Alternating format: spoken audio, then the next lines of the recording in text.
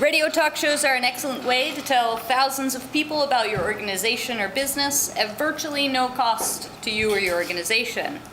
As a guest on a talk show, you have the opportunity to talk openly and favorably about your organization or business to build goodwill. Because radio is a vocal medium, physical appearance, facial expressions, and eye contact don't matter. Instead, you must rely on your voice to convey enthusiasm, passion, sincerity, and friendliness. To set the scene, tonight's radio talk show host will be Josh Simons. His guest will be Liz. After Josh introduces his guest, Liz will begin her 3 to 5 minute public relations speech, followed by 2 to 3 minute question and answer session. Please help me welcome Liz and Josh. Liz's speech is entitled Debunking Myths About Toastmasters.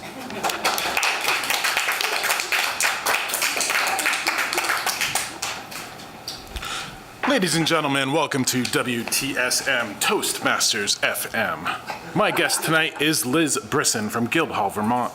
She is a member of North Country Toastmasters that meets in Littleton, New Hampshire. She is the last remaining chartered member of the club, which formed in March 2010. Liz has been a member of Toastmasters International since 2006. She often speaks at local community venues about making motivation a habit, thinking on your feet, and giving and receiving effective feedback. More recently, she has brought the Toastmasters experience inside to about 20 men in the Northern Correctional Facility in Berlin, New Hampshire. An example of someone who walks and talks the Toastmasters mission of helping people of every ethnicity, education, and profession become more effective communicators and leaders. Welcome, Liz. Let's jump right into this segment and tell us about this organization and the impact it has on our community. Great, thank you for having me. And let me just start by saying there's two things that Toastmasters is not, and that is not a place where we just drink and toast. That's part of it, but that's more specialty speeches. And it's not the fear of public speaking as much. A lot of people do join Toastmasters because they are afraid to speak in public, but Toastmasters offers more than that. So what Toastmasters is it's a place for someone or for our members to have continuous self-improvement. It's a place for them to learn and develop their communication and leadership skills that are transferable to their personal lives, or what I call the real world, and to be more effective in communicating on their job, with their families, within the community. And that's something that we all need, given our society today is in this very text-abbreviated kind of world where we aren't having effective communications. So just debunking some of those myths around Toastmasters. And with that, Toastmasters has been helping people since 1924. From diverse backgrounds, as you mentioned in the introduction, making them more confident speakers, able to convey their ideas and messages more simply and to get to the point. And in fact, the Toastmaster tagline, leadership is an aspect of it, and it says, where leaders are made, not born. Now you do have those gifted people that are natural motivational type speakers, or you have leaders, natural born leaders. But the good thing is for the rest of us, we can learn these skills, and Toastmasters can help do that. Now Toastmasters, just to give you a little bit of background, was founded in 1924 by a man named Dr. Ralph Smedley.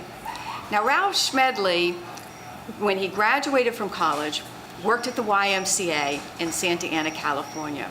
And he heard some of the patrons have trouble with their public speaking skills and thought, I'm going to set up a training forum similar to like a social club. And that was the start of Toastmasters. Today, there are over 345,000 members in Toastmasters.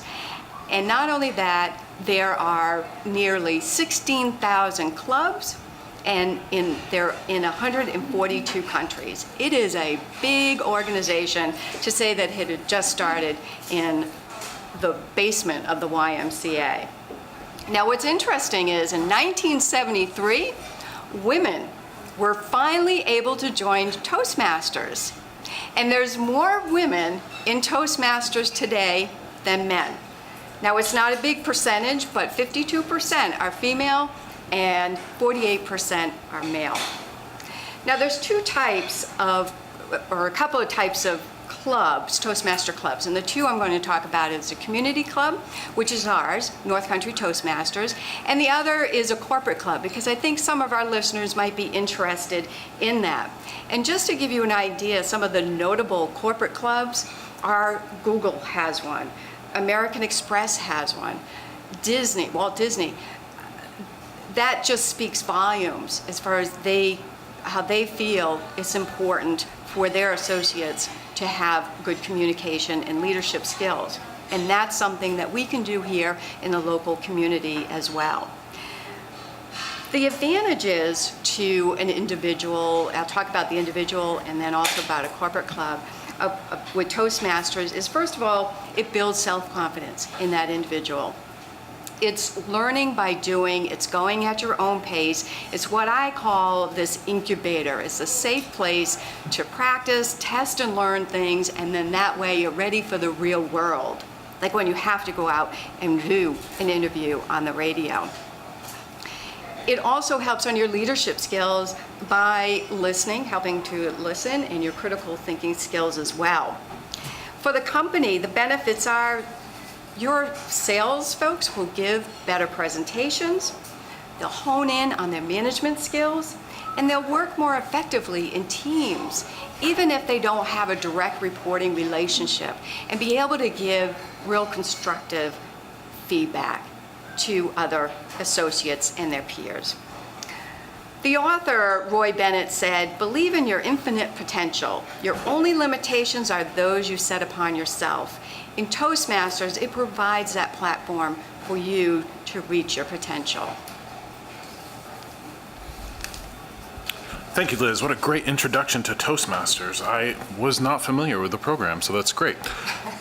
Now, while you were introducing us to Toastmasters, we took some calls from our listeners, so we have some questions to share with you.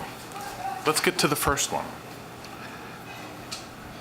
How do you leverage your Toastmasters skills on a day-to-day basis? Well, that's a good question. For Toastmaster, what I've done to parlay that Toastmasters experience is just what I was talking about, where I don't have any direct reporting relationship. So I have to build those with my colleagues and peers at work. And what I really like is one of the things in Toastmasters is we learn how to give feedback. And I've been able to use that example of the sandwich method, where you start off saying something that's positive, and then you kind of work in what you need that person to maybe correct in order for you to work better together, and then once again, making them feel good about themselves, but we've been able to make it a win-win situation. So that's one example. Oh, that's a great philosophy. I think you should take that right to Washington, D.C. Now, the second question that we had from a caller is, what's the most difficult part of being a member of Toastmasters, and what's the easiest part of being a member of Toastmasters? I think that depends on what aspects you enjoy the most, or maybe not as much. For me, I like giving prepared speeches. I think it was Mark Twain who said, well, I like giving prepared speeches, but Mark Twain was saying what I don't like is doing the impromptu speaking, the speaking off the cuff. That one is the most challenging for me, and that's why I joined. That's what I continue to work on and practice. How has your club helped the local community? Well, our club has really reached out with doing workshops at Wren, for example, has been one of them. A number of members from our club have gone out to Wren and done workshops to the general public. We're also looking at exploring doing a youth leadership club as well. We've done speechcraft and inviting people in from the general public to get familiar with Toastmasters and how it can help them.